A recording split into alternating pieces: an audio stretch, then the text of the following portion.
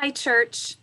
I hope you are all doing well. It's been a while since we did a check-in, and so I thought that I would spend a few moments just sharing some of the things that are happening in the life of our church. And I also wanted to share with you a few tips in finding communications with the church. I know that many of us are inundated with emails these days, and as soon as you get an email, it gets buried under a bazillion other emails, and that's a problem for us as a church because our main mode of communication right now, because we're not in person, is through our weekly email. And I'm finding out as I've been meeting with different groups as we do our Zoom meetings, that a majority of the people are not reading the emails, which is a problem when the leadership of the church and the staff and have been working really hard to create opportunities for ministry and to share that with all of you, the work that goes into putting the emails together.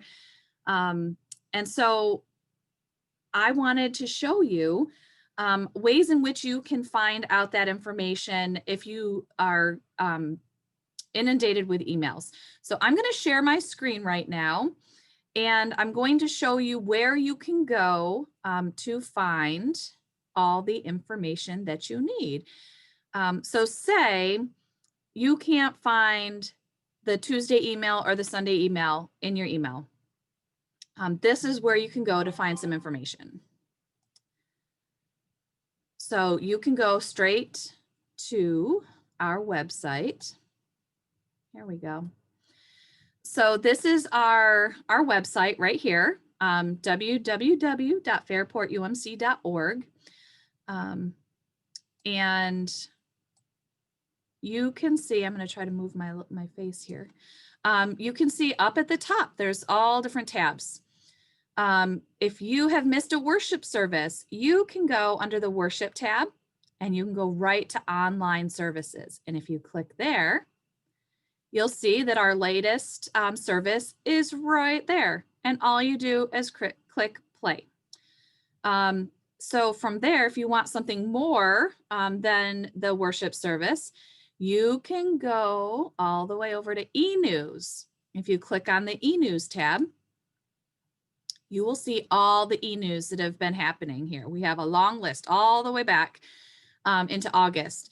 But we have our Sunday e-news that comes out and our weekly e-news that comes out. So if you wanted to see what happened last Tuesday or what the announcements were last Tuesday, you would just click on that and a copy of our weekly update comes right up.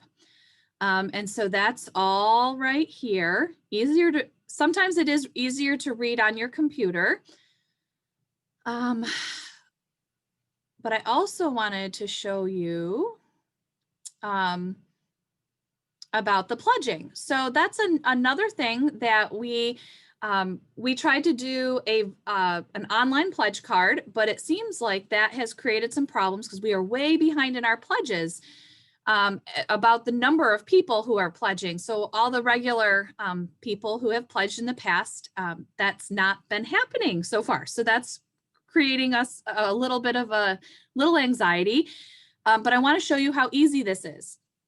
So in the weekly update, this is last week's, but each week for the last 5 weeks, we've had this message and these links here. So all you have to do is click online pledge card. You don't have to put in any credit card information. This is just your pledge card. So you just click here and it's going to take you to our online pledge card. And so all you have to do is fill in your name there and your contact information. You can even sign up for the e-news if you're not already automatically getting it. Put in your address, share what you would like to give to the operating budget, how you want to give it, and then for the 50/50 fund, how much you'd like to pledge to the 50/50 fund, which again is our outreach and capital improvements. And then how you plan to make those payments and if you need any help in any of that. So you've got your total, and then this is if you need any help setting up anything, which doesn't happen until January. So all we need to know is what you're planning to give so that we can create a budget that God has called us to. So that is how to pledge. And it's all coming through your weekly e-news. So you can find that right on our website and in your email. All else fails, go straight to the home page of our website. And this is where you can tell friends and family as well to sign up. You can, if you scroll down on our main one right here, sign up to receive the weekly e-news. All you have to do is click that and you will be put back on the mailing list, because some people, not meaning to do it, have unsubscribed by accident. So that's how you can, that will help all of that. You can also find out more about our reopening. The steps to reopening are right here. You just click. I'm telling you, the website has everything. So if you're missing something, please, please, please take a look. And you will be able to find your information there. But I really can't emphasize enough that the church has not stopped being the church, and we have been doing so much to help people stay connected. And you need to do your part by informing yourself with the information that we are sharing with you. I know this is hard. This is really hard for all of us. I also wanted you to know that the reopening task force had been gearing up, working towards trying to offer a in-person Advent service starting Advent time. And just as we were trying to do all of that, we see the numbers in Monroe County, and specifically here in Fairport Perrington, as being a hotspot. And we have decided to put the brakes on for that in-person gathering. And that really was a difficult decision to make, because we so long to see all of you. But we also want to keep everyone safe. And at the end of the day, we have to know, and I have to know, that we've done everything that we can to keep our congregation safe. And we are still providing opportunities for ministry, and we're providing quality worship where people can watch. And we also, I want you to know that those who don't have computer access, we are printing off the sermons each week and the bulletin each week, and we are sending it to all of our homebound folks who do not have access to computers. So we are taking care of people who have computers and don't have computers.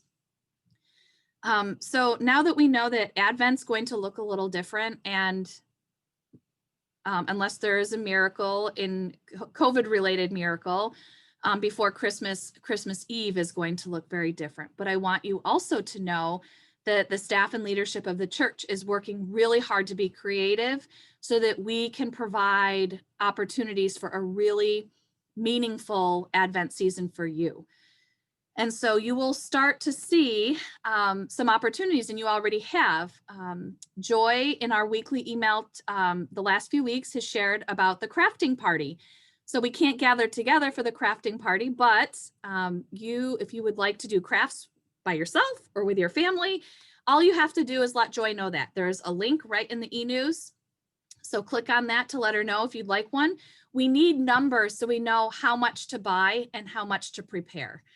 So it's very important that you let her know as soon as possible, specifically this week. And we are also planning and we will share more details next week about this, but there will be a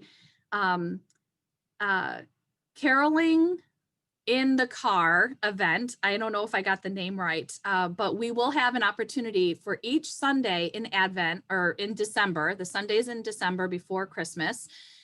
We will gather in the parking lot, all of our cars, and Nicole and an MC and myself will be inside. People can text different carols and different songs, and Nicole will play and sing, and you will tune your FM radio station to our FM station that we're broadcasting from, and you can hear from your car. And so each family will be able to sing our little hearts out in our cars. And there might even be a special guest, Santa might show up. So we are really excited to be able to offer that. And Nicole and I are working hard on Christmas Eve services. There will be a virtual pre-recorded service that we will either have, we'll have a traditional lessons and carols service, which will be beautiful and telling the story of the Nativity, as well as Joy and I are working on trying to do a children's service so that you could watch with your children at home and it would be more geared towards the kids. So those are some of our plans right now. I am also planning an Advent care package of sorts. It's Advent at home package. And so in that, I would have a way for you to make your own Advent wreath. We would have our devotional that's printed in color for you.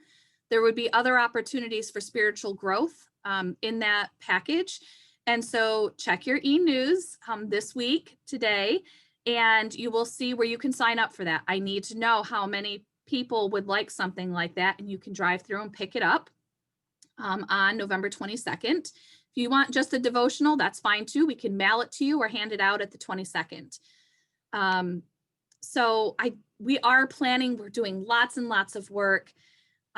We most definitely miss everybody. And I know you miss church and I miss church. We miss church together, all of us. But remember, we are still church, even when we're not in our building.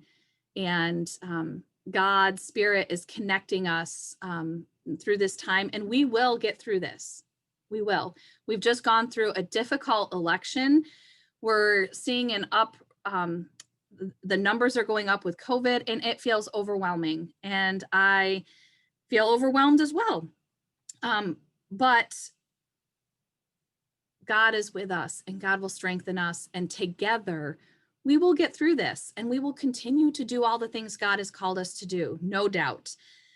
This morning, I read a story, and I wanted to end with this story because it brought me hope and it brought me encouragement, and who couldn't use some of that right now? So I share this with you. And these are beautiful words from the late and great John Lewis. He wrote, "About 15 of us children were outside my aunt Sanava's house, playing in her dirt yard. The sky began clouding over. The wind started picking up. Lightning flashed far off in the distance, and suddenly I wasn't thinking about playing anymore. I was terrified.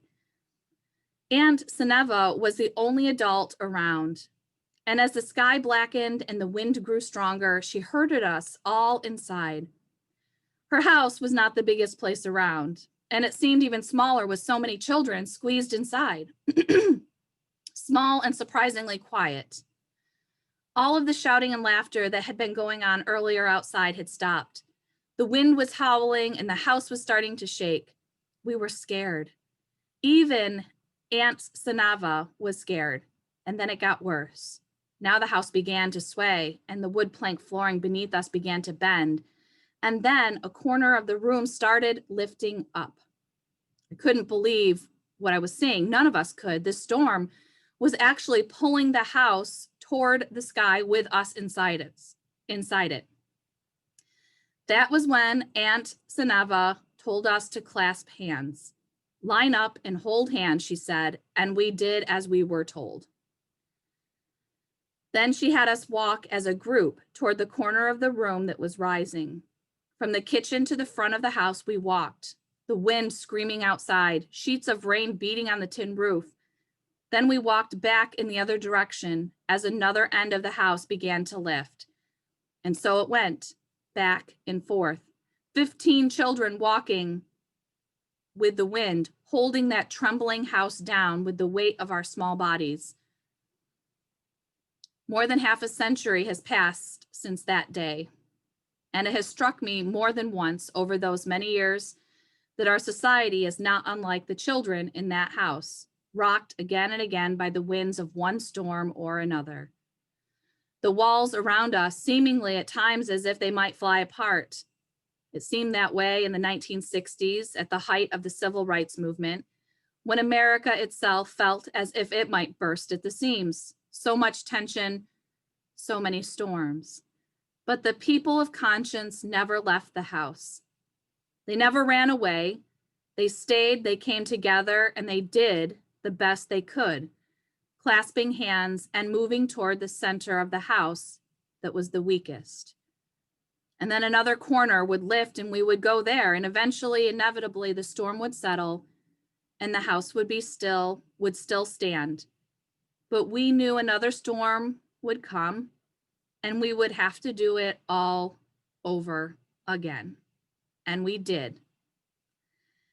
And we still do, all of us, you and I, children holding hands, walking with the wind.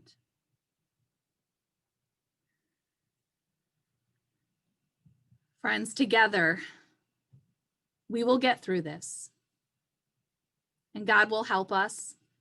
And we all might not agree on all kinds of things, but we are the body of Christ, and God has called us. And together, we will persevere, and we will continue to be the people God has called us to be, making the best of our situation.